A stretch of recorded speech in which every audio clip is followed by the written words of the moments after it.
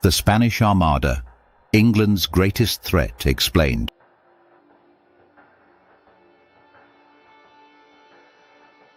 In 1588, the most powerful empire in the world made a decision that would change history.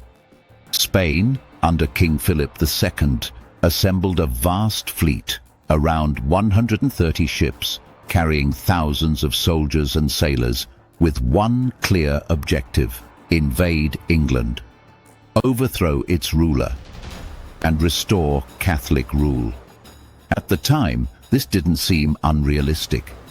Spain was incredibly wealthy, fueled by silver and gold from the Americas. Its military was experienced, its empire vast, and its influence unmatched. England, on the other hand, was smaller, less powerful, and far more vulnerable. And yet, what followed was not a successful invasion. It was a failure so dramatic that it would become one of the most famous naval disasters in history. The story of the Spanish Armada is not just about ships and battles. It's about religion, power, ambition, and a series of decisions, some calculated, some flawed, that shaped the outcome. At the center of it all was Queen Elizabeth I. Her England was Protestant, increasingly independent, and unwilling to submit to foreign control. Opposing her was Philip II, a ruler who saw himself as a defender of Catholicism and a guardian of order in Europe. This wasn't just a war between two nations.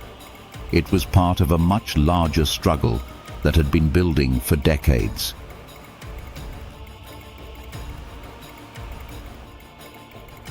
To understand why the Armada happened, you need to step back and look at Europe in the 16th century. This was a continent divided. The Protestant Reformation had fundamentally changed the religious landscape. Countries were no longer united under the Catholic Church. Instead, Europe was split between Protestant and Catholic states. This division created tension, conflict, and, in many cases, outright war. Spain stood firmly as a Catholic superpower. It controlled territories across Europe, including parts of Italy and the Netherlands, and maintained a vast overseas empire. England, meanwhile, had broken away from the Catholic Church under Henry VIII. By Elizabeth's reign, Protestantism was firmly established. This made England not just politically independent, but religiously opposed to Spain. Religion was not just a belief system, it was tied directly to power. For Philip II, the existence of a Protestant England was a problem. It threatened Catholic influence and encouraged rebellion in other regions. One of the most important of these regions was the Netherlands. At the time, the Netherlands were under Spanish control. But many Dutch people were Protestant, and they were rebelling against Spanish rule. England supported these rebels. From Spain's perspective, this was a direct act of hostility. At the same time, English privateers were attacking Spanish ships. The most famous of these was Sir Francis Drake. These attacks disrupted Spain's flow of wealth from the Americas. So by the 1580s, tensions had reached a breaking point.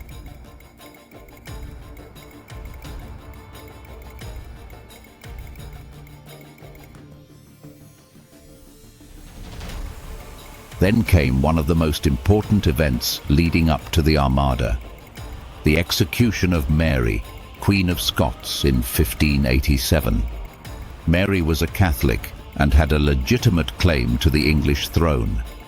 For years, she had been seen as a potential replacement for Elizabeth.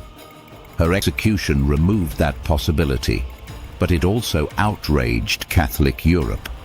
For Philip II, it confirmed what he already believed, that Elizabeth was not just a political rival, but a threat that needed to be removed.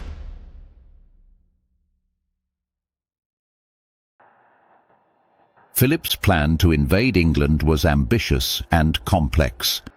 The Armada would sail from Spain into the English Channel. There, it would meet the army of the Duke of Parma in the Netherlands.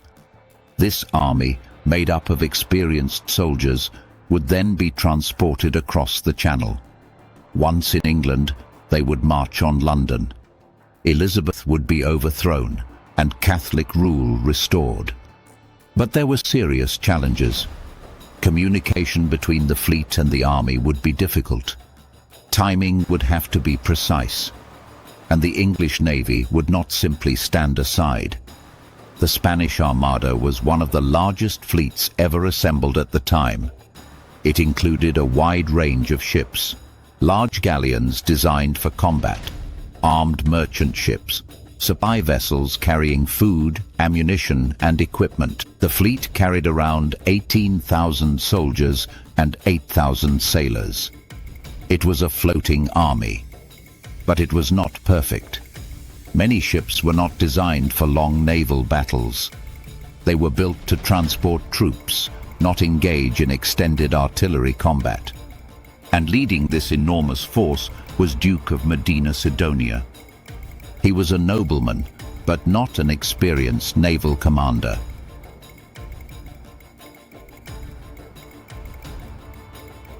Life aboard the Armada was harsh. Ships were overcrowded. Food was basic and often spoiled. Biscuits could become infested, and meat could rot.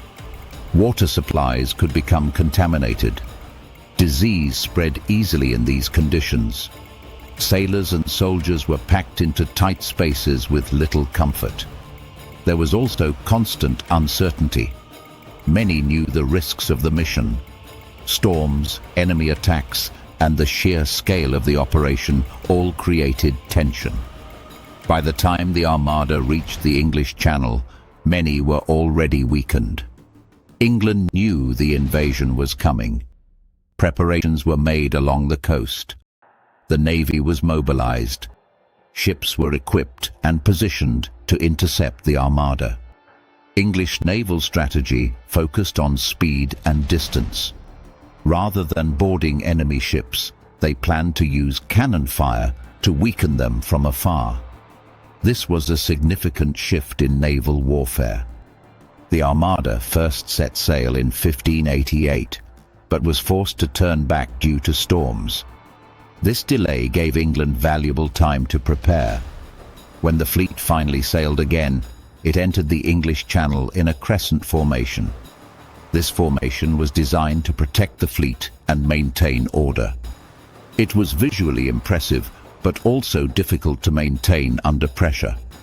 As the Armada moved through the Channel, English ships engaged it in a series of attacks. These were not single decisive battles. Instead, they were ongoing engagements. The English ships moved in, fired their cannons, and then moved away. This prevented the Spanish from using their preferred tactic, boarding. Over time, this constant pressure caused damage and reduced Spanish effectiveness. The turning point came near Calais. The Spanish fleet anchored, waiting to link up with forces in the Netherlands. That moment never came. Instead, the English launched one of the most famous tactics in naval history. They sent fire ships, vessels filled with flammable material, directly into the anchored Armada. In the middle of the night, the Spanish panicked. Fearing explosions, they cut their anchor lines and scattered. This broke their tight defensive formation, and it left them vulnerable. The next day, the English attacked near Gravelines. With the Spanish formation disrupted, the English had the advantage. They used their superior maneuverability and long-range firepower. The Spanish ships took heavy damage. They were unable to effectively respond.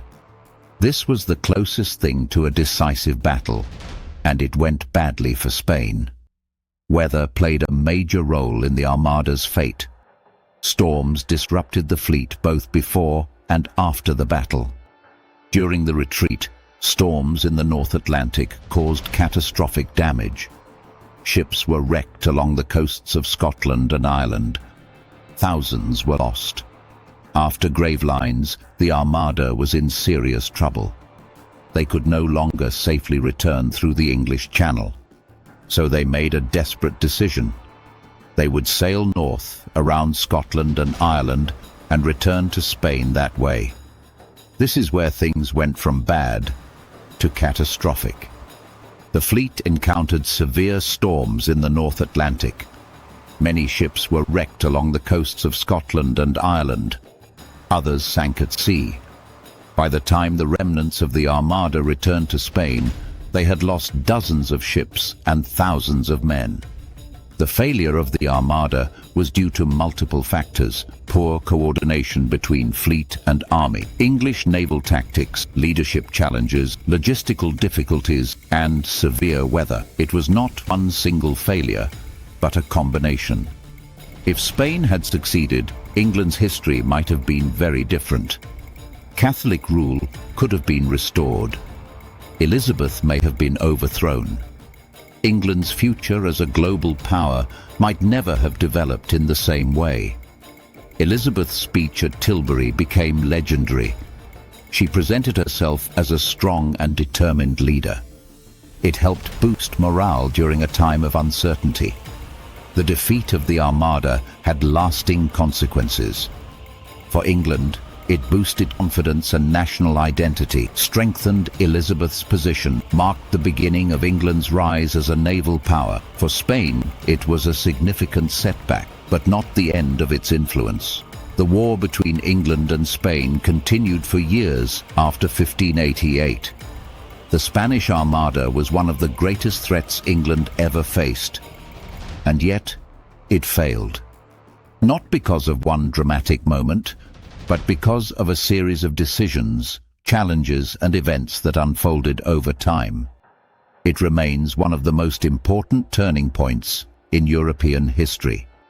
If you found this helpful, consider subscribing for more clear, fact-based history explained simply.